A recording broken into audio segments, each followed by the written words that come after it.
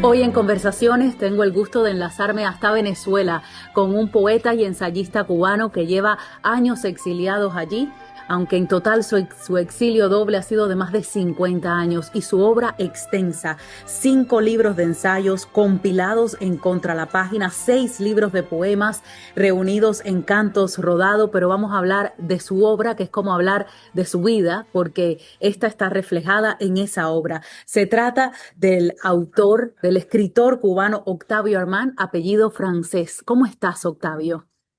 Bueno, para los años que tengo, bastante bien estoy, digamos, ¿no? Naciste en el año 1946, antes del triunfo de la Revolución.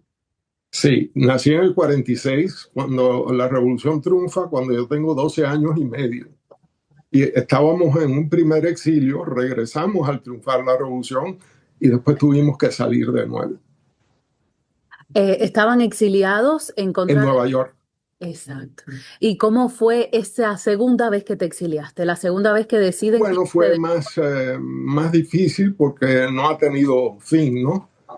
Tanto así que desde hace como una década yo me considero no ciudadano de un país, sino ciudadano de un paisaje, porque es menos doloroso ser guantanamero que ser cubano. Ser cubano es doloroso, pero como guantanamero tengo memorias muy gratas de mi infancia, mi primera novia, el mar, bañarme en el río, los amigos. O sea, y hay un poeta cubano en Miami que tiene la misma solución. Se llama Santiago Méndez Alpizar. Él es como cubano no tiene remedios, pero él es remediano, así que Ujú. tiene a remedios y puede pensar en su madre, sus comidas, su infancia. Creo que esa es una alternativa, ¿no? ¿En qué año se exilió de Cuba por segunda vez, Octavio? Yo salí primero que mis padres el 24 de diciembre de 1960. Era Nochebuena. Yo pasé del trópico a Nueva York. Y también cuando en Guantánamo una casa de 3 pisos era como un rascacielos. Ujú. Así que mi primer exilio, cuando yo llego de esas casas rascacielos de 3 pisos a Nueva York, te imaginarás, yo me hice experto en los espacios entre edificios para sobrevivir al concreto de Nueva York. Yo no conocía los edificios, sino los espacios entre los edificios. Y vivió por décadas en Nueva York, desde Y, 1960 y hasta cuál año. hasta el año 85 tenía apartamento aquí, pero mientras mis padres vivieron en Nueva York, yo seguía, no sabía si iba o venía, ¿no? Ujú. Es mi ciudad favorita, creo, ¿no? Pero difícil, a veces difícil. Sin embargo, lleva muchos más años viviendo en Venezuela, exiliado allí. Sí. Bueno, regresé al trópico, era una forma de regresar a mis sabores. Aquí probé de nuevo el níspero, la guayaba, el anón y también los paisajes, ¿verdad? Y además las venezolanas muy bonitas, ¿no? Sí, lo vemos en su obra, a lo largo de su obra poética, esos piropos a las mujeres, una maravilla, como buen Bueno, poeta. ahora hay que tener cuidado. El último piropo que hice, una muchacha estaba parada al lado mío y le digo, qué bonita sombra tienes. No me atreví a referirme a su cuerpo, le dije, qué bonita sombra tienes. Ella se rió. Octavio, increíble como a lo largo de toda su obra ensayística y poética nunca se olvida de Cuba, aunque cuando hacemos cuenta lleva más años viviendo fuera de Cuba que dentro de Cuba. Sí, yo soy un cubano obsesivo, quizás como un homenaje a mi padre, Ujú. que también era un cubano, no era político ni nada. Creo que ha sido una vocación tan difícil como la poesía. Yo a veces digo, ser cubano, ¿no? Para mí.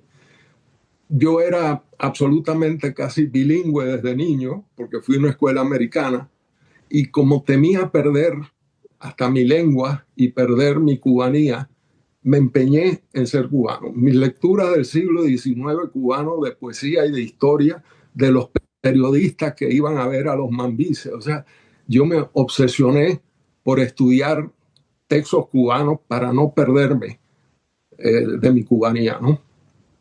Sin embargo, habla el inglés maravillosamente y Sí, y fundó y dirigió una revista que no solo reunía literatos hispanoamericanos, sino también estadounidenses, Sí, como no. la revista Escandalar.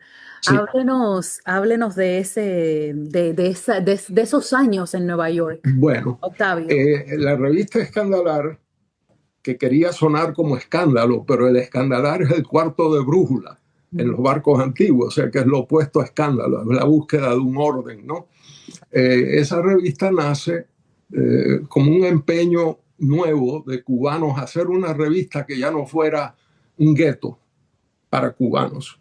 Entonces en esa revista yo publiqué amigos chilenos comunistas, yo publicaba Edward Said, el delegado de los palestinos en Nueva York, fue la primera vez que salió en español. Yo publicaba ahí, bueno, de todos puntos de vista diferentes. A veces me metía en problemas, ¿no? Porque eran, era una revista muy abierta, digamos, ¿no? Su propio punto de vista desde que comenzó a escribir, que su primer libro lo escribió en 1977 con Cosas Pasan, hasta sus libros más recientes. Lleva escribiendo muchos años, no le Sí. diré, y se ve divino. Lleva escribiendo desde antes de yo nacer, y se ve divino. Su propio punto de vista político, porque menciona que en esa revista publicó a escritores comunistas, ha cambiado, Octavio. Bueno, sí, por ejemplo, no solo por lo que yo llamo el trópico en trópico, ¿no? Ujú. Cuba y toda Latinoamérica.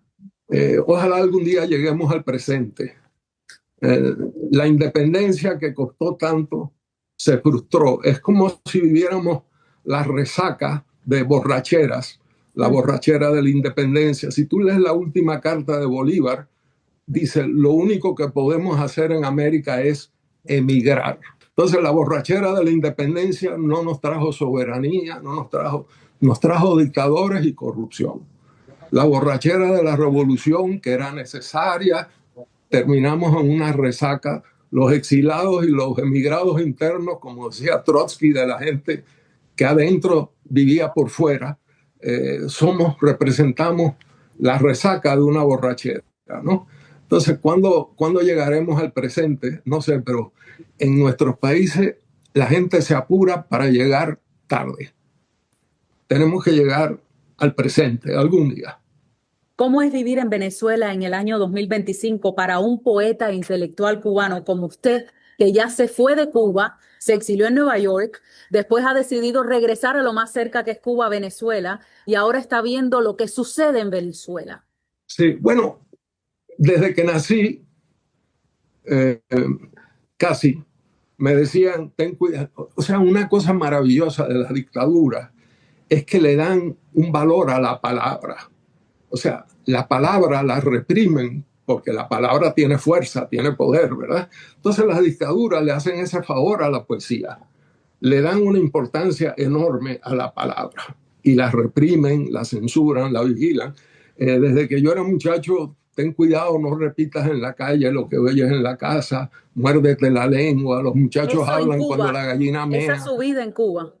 Eso era en Cuba. Y bueno, Y yo ahora que crecí. vive en Venezuela, se ha repetido la historia tantos años después. Sí, pero yo vivo en una gran soledad, no solo lector, yo más bien soy relector. Como ya estoy viejo, yo prefiero no arriesgarme a veces, sino releer Montaigne, releer cosas que me maravillaron. El Quijote, no sé cuántas veces lo he leído, ¿verdad? Pero entonces como me paso la vida en lectura y escritura, es un mundo muy solitario. He sido un estudiante toda mi vida, digamos, ¿no? Entonces he vivido como estudiante. Aún cuando enseñaba, aprendía. Yo no enseñaba, yo aprendía.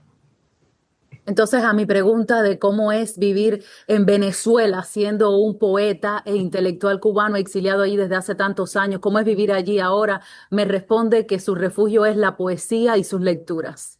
Su escape. Sí, los amigos, ¿comprendes? Yo, ¿qué voy a hacer? O sea, ¿Qué quisiera para Venezuela y para Cuba, Octavio? bueno, que algún día llegaran al presente, que fueran países libres, prósperos, que pudieran ser, ¿no? Eh, pero a veces tengo derecho al pesimismo. ¿comprendes? Claro. Eh, pero ojalá. Regresemos a su obra. Le mencionaba que Las cosas pasan de 1977, publicado en Caracas. ¿Cuán diferente es de Concierto para delinquir, que es más reciente, es del año 2016? Bueno, las experiencias te van cambiando, tu estado de ánimo, Ujú, y entonces eso se refleja tanto en el ensayo como en la poesía, ¿verdad? ujú. Eh, Van variando. La poesía es como un pozo que se medio vacía, hay que dejar que se llene de nuevo, de nuevas experiencias para no pasarse la vida repitiendo el mismo poema, ¿comprendes? Entonces hay que dejar que pase el tiempo, hay que crecer un poco y creo que es importante la relación, por supuesto, para mí entre la prosa y la poesía, ¿no? El ensayo y la poesía. Curioso que usted ha escrito ensayo y poesía, no novela. No, quizá la novela para mí se parece demasiado a la historia Ujú. y yo he sido víctima de la historia, pero leo algunas novelas, pero no me llama lo narrativo, me llevo más por los géneros subjuntivos, eh, el ensayo y la poesía.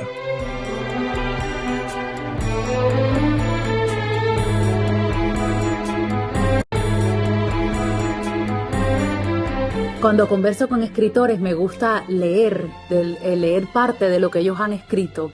Y aquí en este poemario del año 2016, en la página 72, escribió usted: amanece en Guantánamo, la tarde caraqueña, mi aquí es allá y mi ahora es ayer, lo fue Nueva York, lo es Caracas. A la caída de la tarde se hace presente el pasado, con el sol cae la hora, el ahora, y la historia fluye al revés, como si aspirara a arqueología. Comienza la paradoja del carácter. Para el que desee leerlo completo, está en Sí, Cierto para delinquir, pero qué curioso porque en el año 2016 vuelve a hablar de esa nostalgia, de lo que le ha tocado. sí, Amanece en Guantánamo la tarde caraqueña, sí. está viendo a Esto me Guantánamo en sucede, Caracas. sí, eso me sucede mucho. Y creo que vivir la historia como arqueología o el temor de que la historia se convierta en un fósil, ¿no? Eh, Eso, tanto tiempo lejos de la historia que uno supone personal, propia, eh, te crea ese sentido arqueológico. O sea, como si yo siempre habitara una ruina, ¿comprendes? Claro. Por eso prefiero la idea del paisaje. Tú sabes, las olas, el cielo, el sol de Cuba, que me quemó bastante durante la infancia, ¿no? Eh, Creo que es una alternativa. Y Venezuela es tan hermoso que tuve el privilegio de ir en el año 2010. Diría yo, por lo que me está conversando, que usted ha encontrado en Venezuela lo más cerquita que puede estar de Cuba, Sí, ¿no? sí, Cuba es como un matero en Venezuela. O sea, la naturaleza cubana cabe en un materito venezolano. Los ríos de Venezuela, por ejemplo, el Orinoco y el Caroní, cuando se unen, cuando tú ves eso, ¿no? Son paisajes espectaculares, ¿no? Y de un verdor, Caracas tiene un verdor increíble para ser una ciudad, una urbe, ¿no? Tiene mucho, mucho verdor y rodeada por un monte maravilloso, ¿no? En ese sentido, como paisaje, estamos bien. Como países, no tanto. De todas sus obras, puede elegir tres de las que se sienta orgulloso, aquel que no lo haya leído, usted le diría: empiece por leerme aquí, en los años Bueno, 70 o en los 80 o en el 2000, es que tiene una empieza obra por extensa leerme y lo que abarca tantos todavía no he años. escrito. Empieza por leer lo que no he escrito todavía. Bueno, pero ¿y de lo escrito, Octavio, qué? Bueno, si quieren acercarse al Octavio de ahora, pues lo reciente. Pero si quieren saber quién era yo hace un tiempo, otras cosas, ¿no? Yo creo que el azar, lo que encuentren por ahí, agarren y ver qué pasa, ¿verdad? Cuando le pregunté cómo es vivir allá, me dice: me la paso leyendo en soledad, no solo escribiendo, sino que Sí, leyendo. Se yo soy necesita muy mucha literatura ritualista. para lidiar con la realidad. Sí, no, es que yo soy muy ritualista. Por la mañana tomo café, a veces converso con los amigos, a veces no, es mi salida, ¿no? Después me la paso, eh, yo creo que a veces hay que, lo que uno escribe, primero lo sueña, después lo sientes, después lo piensas y después lo escribes. Entonces son momentos de soledad, como rituales que te llevan a la escritura, ¿no? Eh, y soy solitario y ritualista. A mí me tocó un poema corto que escribió, pero el poeta escribe y el lector termina de escribir, ¿no? Porque es lo que uno Claro, sienta. claro. Le voy a releer a usted lo que usted mismo escribió para que me diga cómo se sintió en ese momento y cómo se siente ahora. Se llama Epitafio, es corto. Escribió usted: si tuve tiempo, lo perdí. Si tuve mundo, lo soñé. Si tuve sombra, me dejó. Si tuve nombre, se borró. Caracas, 2 de febrero, año 2014. Uno se va perdiendo, hasta los epitafios se borran. Me mandaron fotos de la tumba de mis abuelos y bisabuelos en Guantánamo y están ahí todavía las piedras, pero tú ves que se van borrando, ¿no? Entonces, la, la historia nos va llevando al epitafio y el epitafio se borra. Y entonces la esperanza de que algo quede, quizá por eso uno escribe, para, como diría un romano, para no morir del todo. Muchas personas en Cuba lo desconocen Claro. porque lo han borrado. ¿Cómo se siente que los propios cubanos no hayan podido leer los libros de poema que viene escribiendo desde 1977, Bueno, que a usted lo han celebrado tanto en Venezuela a nivel internacional? sí. ¿Qué ha pasado con su obra en Cuba, que por décadas ha estado silenciada? Bueno, es que no existo en Cuba, ¿no? Excepto unos jóvenes, hay gente que a veces vienen y me visitan, ¿no?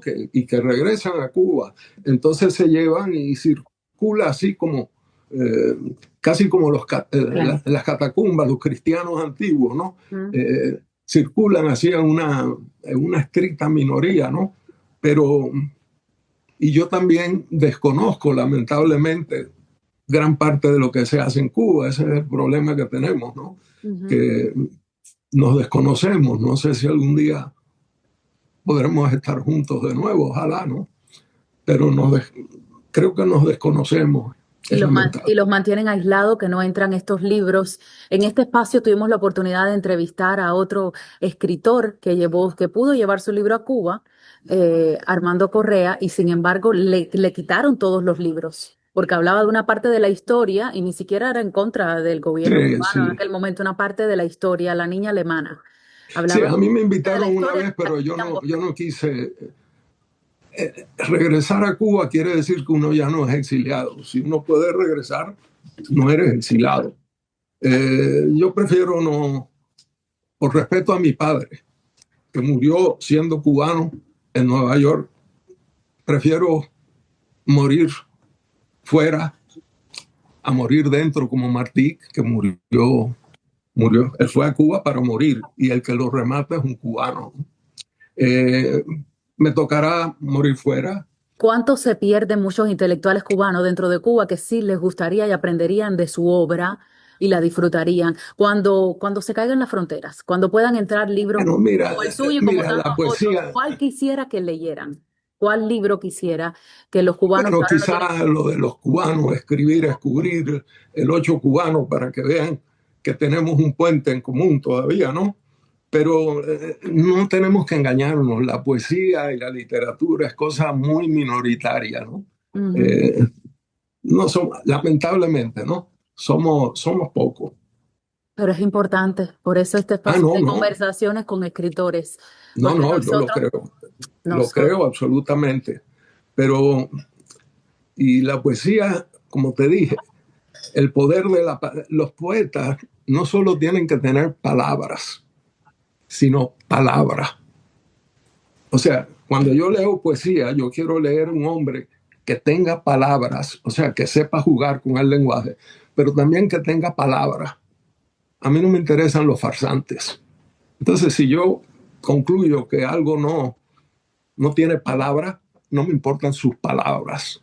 Está hablando de Sí, valores, de lo que ideales, de sea. ser Que coherente si es con un ladrón, si es un ladrón, que me hable de sus robos, pero que no se me haga el santo.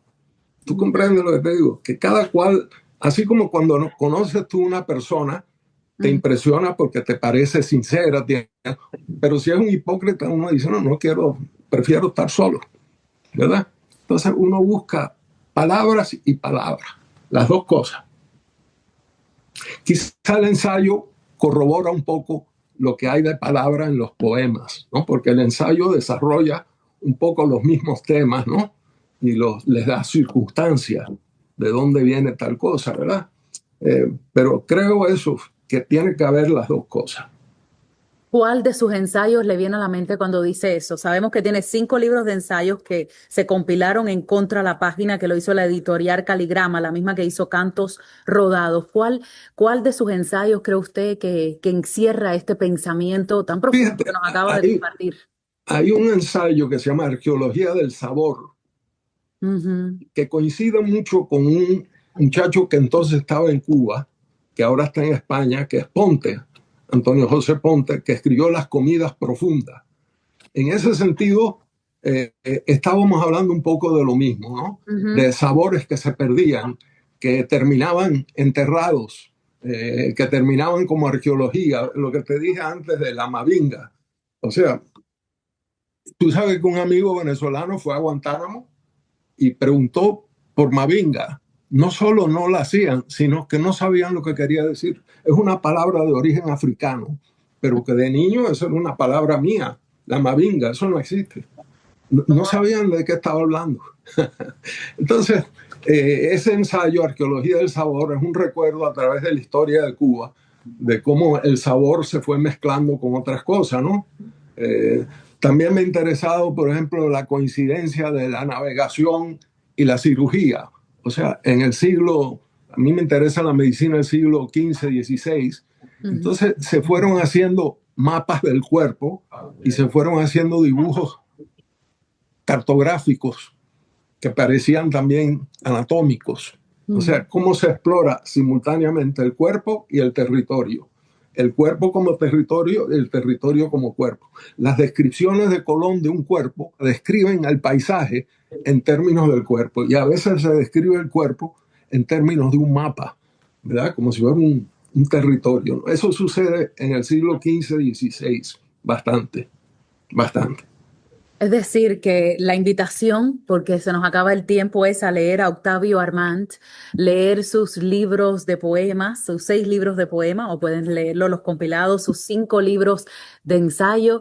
Y el último mensaje con el que nos quiere dejar, maestro, antes de terminar esta agradable conversación en la que ha sido sincero y nos ha hablado de sus ideales y me ha dejado con palabras para pensar, como que el poeta tiene que tener palabra además de palabras. Eso no se me va a olvidar. Bueno, yo pienso un título que me gusta para el futuro es Poesía casi incompleta.